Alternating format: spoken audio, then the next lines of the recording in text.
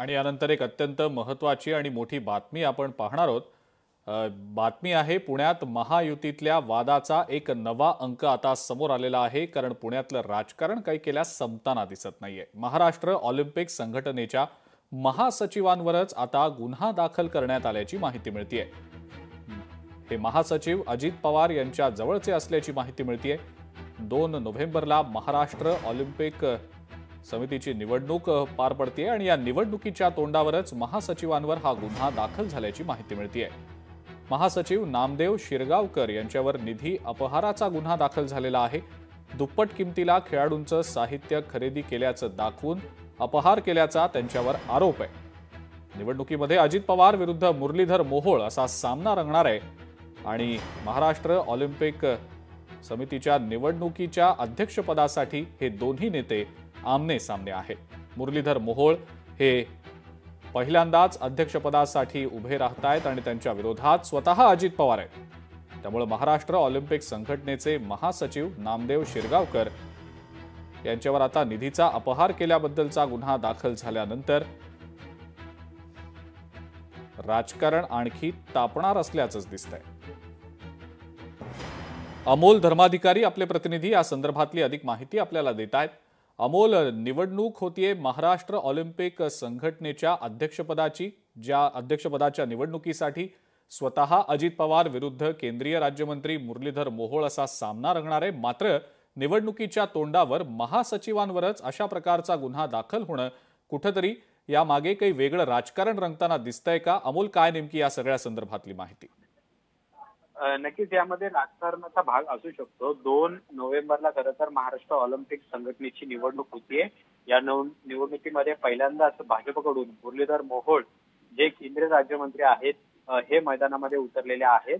दुसरीकडे आपण पाहतोय प्रतिस्पर्धी म्हणजे अर्थमंत्री असलेले अजित पवार हे असणार आहेत आणि दोघांमध्ये हा तगडा सामना होणार आहे। खरं तर पहिल्यांदाच अशा पद्धतीची महायुतीमध्येच 2 दिग्गज नेत्यांमध्ये निवडणूक होतीये।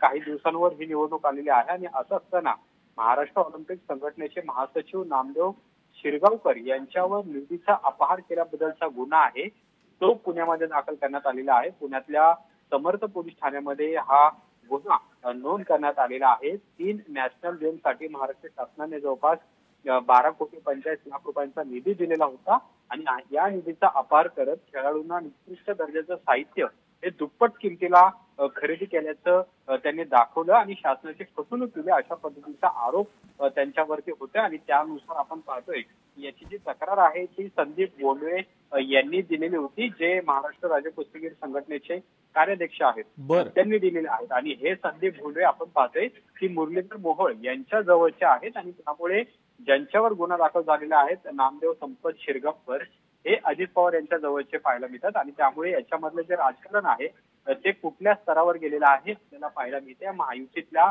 पुण्यातला हा वादाचा दुसरा अंक मानावा लागणार आहे, ज्याच्यामध्ये अजित पवार यांचे ज्या संघटनेतले जे सहकारी आहेत, जे महासचिव राहिलेले आहेत शिरगावकर, यांच्यावरच हा गुन्हा दाखल करण्याचा प्रयत्न हा सत्ताधारी म्हणजे भाजपकडून केला जातोय का असा प्रश्न आता या निमित्तानं उपस्थित झाला। पण अमोल, या संदर्भात नामदेव शिरगावकर यांनी काही प्रतिक्रिया दिलेली आहे का? आणि ज्या पद्धतीनं तुम्ही माहिती देताय की भोंडवेंनी या संदर्भातला हा सगळा प्रकार उघडकीला आणला होता, कसा हा प्रकार त्यांनी उघडकीला आणला? त्यांना या सगळ्या अपहाराची कुणकुण नेमकी कशी लागली?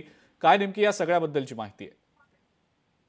खरं तर महाराष्ट्र ऑलिम्पिक असोसिएशन ही एक खेळ संघटना आहे आणि महाराष्ट्रातील सर्व खेळांची ही शिखर संघटना आहे। तिला भारतीय ऑलिम्पिक असोसिएशनशी संलग्न आहे आणि त्यामुळे खेळाडूंना पुरस्कार देण्यासाठी तसेच शालेय विद्यार्थ्यांना जवळपास 5% गुणांची सवलत देण्यासाठी राज्य शासनाकडे याच संघटनेची शिफारस लागते, महाराष्ट्र ऑलिम्पिक संघटना। आणि त्यामुळे एकीकडे खेळाडू आपण राज्य स्तरावरती घडवत असतो, मात्र त्यांना जे साहित्य पुरवलं जातंय ते निकृष्ट दर्जाचं आणि दुप्पट पैसे घेऊन खरेदी केल्याचं यामध्ये संदीप भोंडवे यांचं म्हणणं आहे आणि याच्यामध्ये सर्व हे जे नामदेव शिरगावकर आहेत यांनी हा सगळा व्यवहार केलेला आहे आणि अपहार केलेला आहे असा त्यांचा आरोप आहे। जवळपास 12,45,00,000 रुपयांचा हा सगळा अपहार आहे असं त्यांनी म्हणत ही तक्रार समर्थ पोलीस स्टेशनमध्ये दिलेली होती आणि संध्याकाळच्या वेळेसच हा गुन्हा आहे तो नोंद झालेला आहे। सध्या नामदेव शिरगावकर हे मुंबईमध्ये राहतात आणि त्यामुळे त्यांची प्रतिक्रिया आहे ती अद्याप आपल्याला मिळालेली नाहीये. पण साहजिक आहे की ती प्रतिक्रिया घेण्याचा प्रयत्न करूया.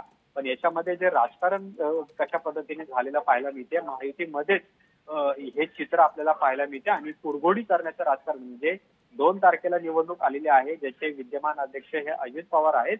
अजित पवार यांच्या समोरच केंद्रीय राज्यमंत्री मुरलीधर मोहोळ हे रिंगणामध्ये उतरलेले आहेत. आणि बरं. असं असताना भाजपने ही निवडणूक किती अटीतटीची केलेली आहे, वर्चस्वाची केलेली आहे, हे या घटनेवरून पाहायला मिळते. काही या संपूर्ण संघटनेतले काही पदाधिकारी आहेत, यांच्याशी सुद्धा आपण बोललेलो आहोत आणि बरोबर. त्यांनी सुद्धा याच्यामध्ये भाजपने त्यांची सत्तेची जी सत्ता जी दाखवलेली आहे ती दाखवून हा सगळा गुन्हा नोंद केल्याचा आरोपही केला जातो. ठीक आहे. अमोल, धन्यवाद. सविस्तर माहिती आपण दिलीत त्याबद्दल. आणि महत्वाची ही बातमी आहे. या बातमी संदर्भातले अपडेट्स तुमच्याकडनं घेतच राहू.